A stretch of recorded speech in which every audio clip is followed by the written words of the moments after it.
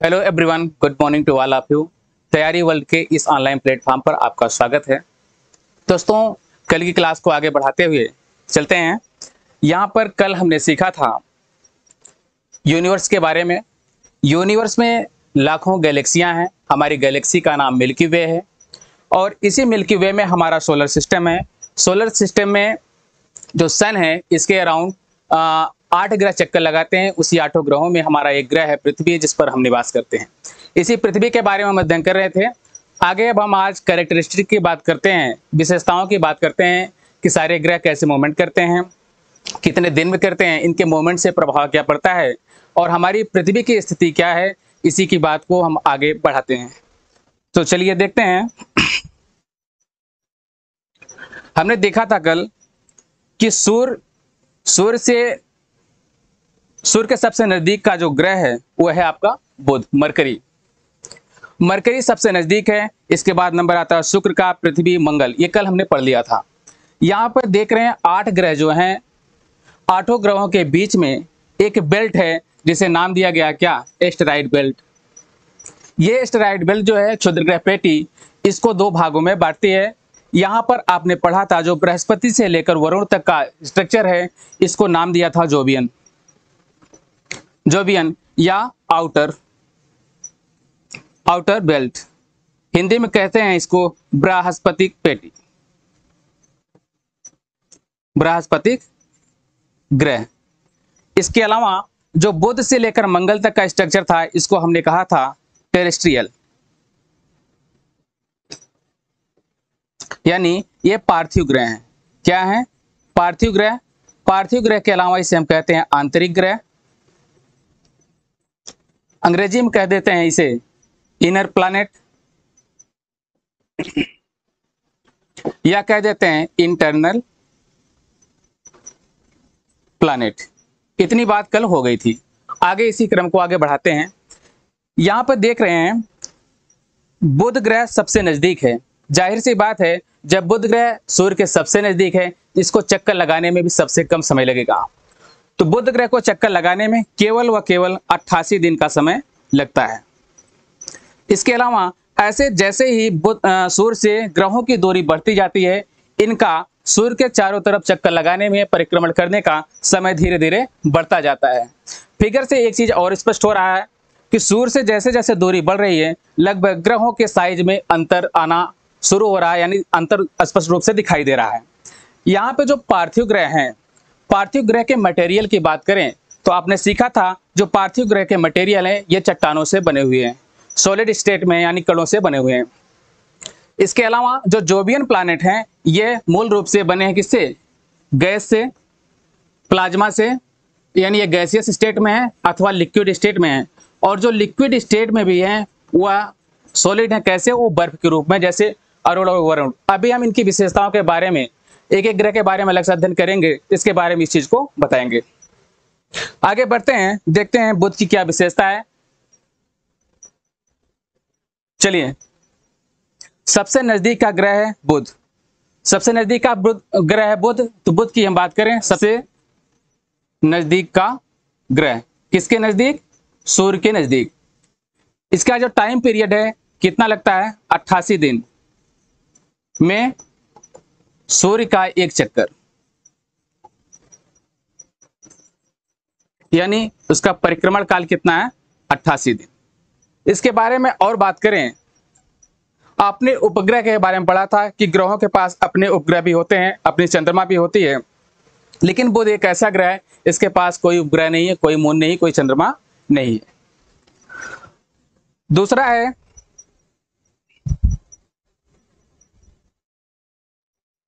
अगला ग्रह है आपका शुक्र। शुक्र की विशेषता की बात करें, दूसरा सबसे नजदीक, यानी बुध के बाद दूसरा सबसे नजदीक का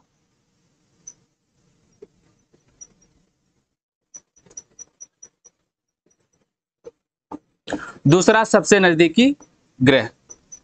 इसकी एक विशेषता और है, क्या? यह सबसे गर्म है, सबसे गर्म है और इसके साथ साथ सबसे चमकीला यानी सौरमंडल में जितने भी ग्रह पाए जाते हैं उसमें सबसे चमकीला ग्रह की बात करें, प्रश्न में अगर पूछे सबसे चमकीला ग्रह क्या है तो शुक्र है। दूसरा सबसे नजदीकी ग्रह शुक्र है। शुक्र की एक विशेषता और है, इसको हम नाम देते हैं मॉर्निंग स्टार, मॉर्निंग स्टार या इवनिंग स्टार। इसे मॉर्निंग स्टार या इवनिंग स्टार इसलिए कहते हैं कि शुक्र जो है जैसे सूर्योदय होना है, सूर्योदय के पहले लगभग आसमान में सभी तारे विलुप्त हो जाते हैं, लेकिन एक चमकता हुआ पिंड दिखाई देता है। हालांकि वो तारा नहीं, क्योंकि उसका अपना खुद का उष्मा और प्रकाश नहीं है। जो चमकता हुआ पिंड दिखाई देता है वो आपका शुक्र ही होता है। शाम के समय यही स्थिति होती है, चंद्रमा के निकलने से पहले आसमान में आपको दिखाई देता है क्या, शुक्र। यानी इसीलिए इसका नाम दिया गया है मॉर्निंग स्टार या इवनिंग स्टार। कहने का मतलब मॉर्निंग में सबसे पहले आपको शुक्र नजर आएगा आसमान में, इवनिंग में नजर आता है शुक्र, इसीलिए मॉर्निंग या इवनिंग स्टार कहते हैं। इसके अलावा इसको पृथ्वी की जुड़वा बहन भी कहते हैं, पृथ्वी की जुड़वा बहन। पृथ्वी की जुड़वा बहन कहने के पीछे कारण क्या है, इसकी जो मटेरियल है, इसका जो आकृति एवं घनत्व है ये लगभग पृथ्वी के समान है। पृथ्वी के समान क्यों है, बात करते हैं। अगर पृथ्वी के घनत्व की, ये लगभग 5.5 है और इसका भी लगभग 5.4 है। देख रहे हैं लगभग एक दूसरे के समान है, इसलिए इसे पृथ्वी की जुड़वा बहन भी कहते हैं। ये 4 विशेषताएं, इसको नोट कर लीजिए। आगे चलते हैं। शुक्र के बाद पृथ्वी है। पृथ्वी के बारे में अलग से डिटेल में पढ़ा जाएगा, लेकिन थोड़ा सा इस पर बता दें, यह इसे कहते हैं एक अनोखा ग्रह। अनोखा क्यों है, क्योंकि आपको पता है अब तक ज्ञात यूनिवर्स में अब तक ज्ञात सभी ग्रहों में केवल पृथ्वी ही एकमात्र ऐसा ग्रह है जिस पर जीवधारी मिलते हैं, जीवधारी मिलते हैं। बाकी जितने भी सौरमंडल के ग्रह हों या अपने सौरमंडल के अलावा किसी भी सौरमंडल के जो ज्ञात ग्रह हैं उसमें से अभी तक किसी भी ग्रह पर जीवन नहीं प्राप्त हुआ है, इसलिए पृथ्वी को हम अनोखा ग्रह कहते हैं। इसके अलावा इसे नीला ग्रह भी कहते हैं। नीला ग्रह क्यों कहते हैं, क्योंकि इसके 1/3 भाग पर पानी है। जब अंतरिक्ष से इसको देखा जाता है यह ब्लू कलर का दिखता है, इसलिए पृथ्वी को नीला ग्रह भी कहते हैं। अगले ग्रह की हम बात करें, अगला ग्रह है आपका मार्स, मंगल। मंगल मिशन का तो नाम सुना ही होगा। मार्स की जो अपनी एक विशेषता है, मार्स को हम रेड प्लेनेट भी कहते हैं। रेड प्लेनेट मतलब लाल ग्रह। कई बार परीक्षाओं में सीधे सीधे प्रश्न पूछ लिया जाता है, निम्नलिखित में से लाल ग्रह किसे कहते हैं। लाल ग्रह कौन है, मंगल। मंगल में ला आ रहा है, इसी ला से आप समझिएगा ये क्या है, लाल है। ठीक है, लाल क्यों होता है, क्योंकि इस पर आयरन ऑक्साइड की मात्रा बहुत ज्यादा पाई जाती है। इसी कारण से यह दूर से देखने पर या कह सकते हैं अंतरिक्ष से देखने पर लाल नजर आता है। ठीक है, इसके हम अभी तक आपने 3 ग्रहों के बारे में पढ़ा था, बुध, शुक्र और पृथ्वी। पृथ्वी के बारे में हमने डिटेल इसलिए नहीं बताया क्योंकि इसका एक अपना चंद्रमा है, मून। और आगे पृथ्वी के बाद जो भी ग्रह मिलेंगे आपको, सबके पास अपने अपने कुछ सैटेलाइट हैं। उन्हीं सैटेलाइट के बारे में हम बात करते हैं। यहाँ पे मंगल की बात कर रहे हैं। मंगल के पास 2 सैटेलाइट हैं, यानी 2 उपग्रह हैं। एक है फोबोस और एक है डिमोस। फोबोस और डिमोस में आपका इंपॉर्टेंट हो जाता है डिमोस। डिमोस इंपॉर्टेंट इसलिए हो जाता है क्योंकि यह सौरमंडल का सबसे छोटा उपग्रह है। यानी क्या है, सौरमंडल का, यानी सौरमंडल में जितने भी उपग्रह पाए जाते हैं उनमें से सबसे छोटा है, सौरमंडल का सबसे छोटा उपग्रह। ठीक है, इस फैक्ट को याद रखिएगा। इसके बाद नंबर आता है क्षुद्र ग्रह का, जिसके बारे में हमने बता ही दिया था। क्षुद्र ग्रह के बारे में मैंने बताया था। क्षुद्र ग्रह क्या है कि जो मंगल और बृहस्पति यानी मार्स और जुपिटर के बीच में एक जो धुंधली सी पट्टी नजर आ रही थी, छोटे छोटे पिंडों से बनी हुई एक पट्टी है। यह पट्टी भी जैसे ग्रह चक्कर लगा रहे हैं सूर्य के चारों तरफ, उसी तरीके से यह पट्टी भी चक्कर लगा रही होती है। इसे हम कहते हैं एस्टेरॉयड बेल्ट, यानी क्षुद्र ग्रह पेटी। बात आती है क्षुद्र ग्रह होती कहाँ पे, कभी कभी इसके लोकेशन को पूछ लिया जाता है। निम्नलिखित में से क्षुद्र ग्रह पेटी पाई जाती है किसके किसके बीच में, तो यहां से आपको याद रखना है यह मंगल और बृहस्पति के बीच में पाई जाती है क्या, एस्टेरॉइड बेल्ट यानी क्षुद्र ग्रह पेटी। अगला ग्रह आपका बृहस्पति, जुपिटर। जुपिटर आपके लिए इंपॉर्टेंट हो जाता है। इंपॉर्टेंट क्यों हो जाता है, इसमें इसके कई कारण है, समझिएगा। पहला कारण यह है कि इसी बृहस्पति के नाम पर बृहस्पति के बाद मिलने वाले जितने भी ग्रह हैं, चाहे बृहस्पति के बाद आता है क्या, सैटर्न, आपका शनि, शनि के बाद कौन आता है, यूरेनस, फिर नेपच्यून। यहां पर देखेंगे, अगर पिछले फिगर पर अगर हम जाएं एक बार, पिछले फिगर पर एक बार जाएं तो यहां पर आप देखेंगे कि यहां बृहस्पति, बृहस्पति के बाद मंगल के बाद बृहस्पति जब आ रहा है, बृहस्पति का देख रहे हैं साइज काफी बड़ा है। फिगर से देखने से यह स्पष्ट हो रहा है कि यह सबसे बड़ा नजर आ रहा है।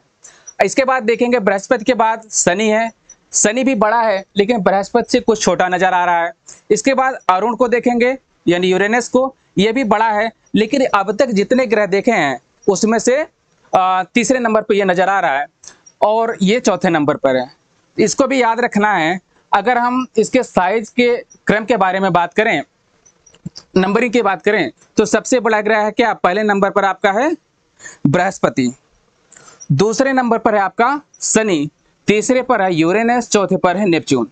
नेपच्यून के बाद हम बात करें जो पांचवा सबसे बड़ा ग्रह है वो आपका अपना ग्रह क्या, अर्थ। ये पांचवा सबसे बड़ा ग्रह है। अगर हम सूर्य से दूरी के आधार पर बात करें तो सूर्य से दूरी के आधार पर तीसरा ग्रह है और आखिरी साइज की बात करें सबसे ये पांचवा सबसे बड़ा ग्रह है सौरमंडल का, पृथ्वी। इसके बाद नंबर आता है किसका, छठा ये हो जाएगा, सातवां ये, और सबसे छोटा ग्रह क्या है, बुध।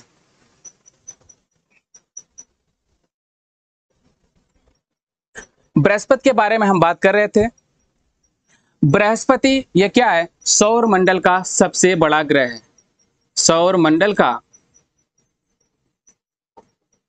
सबसे बड़ा ग्रह। यह इसकी सबसे प्रमुख विशेषता है कि सौरमंडल का सबसे बड़ा ग्रह। दूसरा, इसका जुपिटर नाम है, इसी के नाम के आधार पर इसके बाद वाले ग्रहों को हमने कहा था क्या, जोवियन प्लैनेट या आउटर प्लैनेट, क्योंकि क्षुद्र ग्रह के बाद शुरू होता है बृहस्पति और बृहस्पति के बाद जो 4 ग्रह क्रम से आते हैं उन ग्रहों को हम कहते हैं सम्मिलित रूप से जोवियन प्लैनेट। आगे सैटर्न की हम बात करते हैं। शनि, शनि जो है इसकी विशेषता सबसे बड़ी है कि सौरमंडल में पाए जाने वाला यह एकमात्र छल्लेदार ग्रह। छल्लेदार ग्रह का मतलब ये यहां पे देखा था आपने, शनि था जैसे, इसके चारों तरफ एक ऐसे छल्ला बना हुआ था, ठीक है। रंग की बात करें, इसको काला ग्रह भी कहते हैं या दानव के समान ग्रह भी कहते हैं, इसको दानव के समान ग्रह।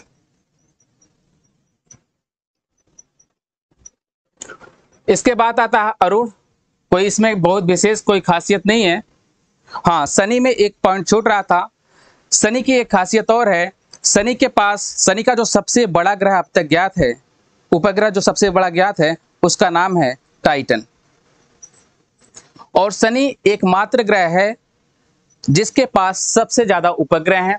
शनि के बाद हम बात करते हैं, यूरेनस में कोई विशेष बात नहीं है। वरुण की बात कर लेते हैं। वरुण की 2 विशेषताएं हैं प्रमुख, इसको हम कहते हैं क्या, ग्रीन प्लैनेट, इसको हरा ग्रह भी कहते हैं, ठीक है। बस इतना ही ग्रहों की मुख्य विशेषताएं हैं, इतना ही आपको याद रखना है। ऐसे है तो बहुत कुछ, लेकिन आपके सिलेबस के अकॉर्डिंग इतना ही बहुत है। आगे बढ़ते हैं, ग्रहों के मूवमेंट के बारे में थोड़ी सी हम बात कर लेते हैं। देखिए, सूर्य के चारों तरफ जो चक्कर लगाते हैं ग्रह, सभी की दिशा लगभग समान है। वह अपने धुरी पर भी एक निश्चित डायरेक्शन में चक्कर लगाते हैं और सूर्य के चारों तरफ जो उनका परिक्रमण है वो भी एक निश्चित दिशा में होता है। लेकिन उसमें 2 ग्रह ऐसे हैं जिनकी दिशा विपरीत है। वही जो एक्सेप्शन है, अपवाद है, उन्हीं को आपको याद रखना है। तो वो अपवाद में कौन कौन से हैं, आपका एक शुक्र है यानी वीनस,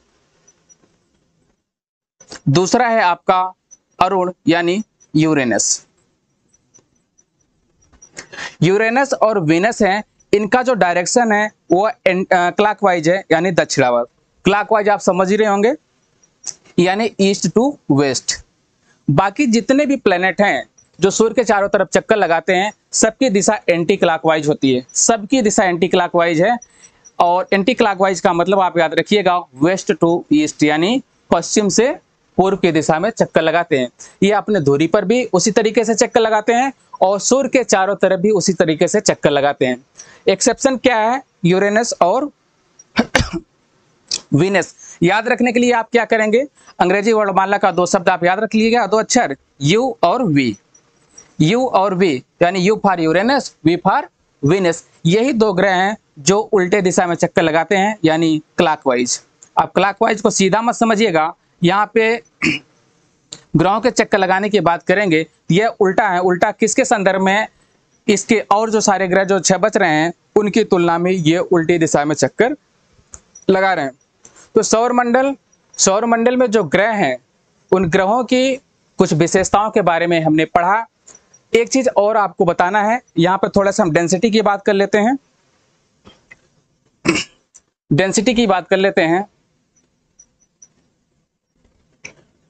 यहां पर अगर हम देखेंगे, जो टेरेस्ट्रियल प्लैनेट हैं, जो पार्थिव ग्रह हैं, इनकी डेंसिटी ज्यादा होती है, इनकी डेंसिटी ज्यादा होती है।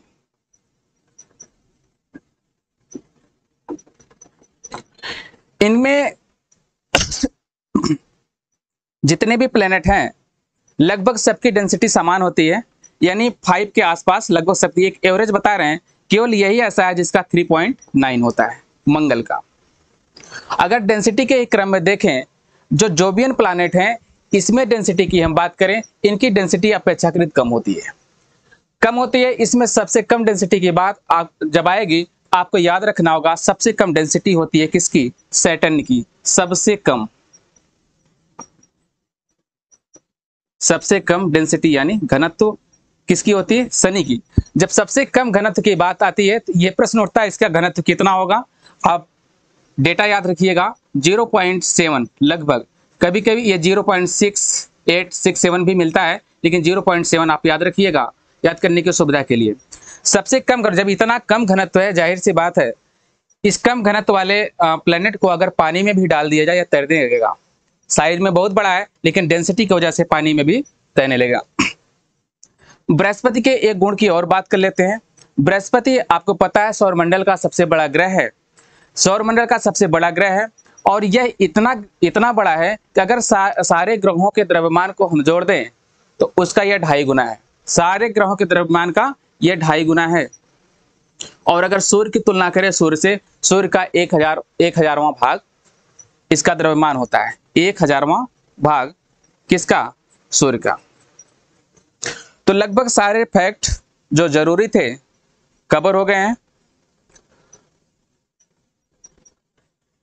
आई थिंक यहां तक कोई कंफ्यूजन नहीं बचा है। अब आगे हम बात करते हैं अगली कक्षा में अगले एक नए टॉपिक के साथ। तब तक के लिए धन्यवाद, नमस्कार।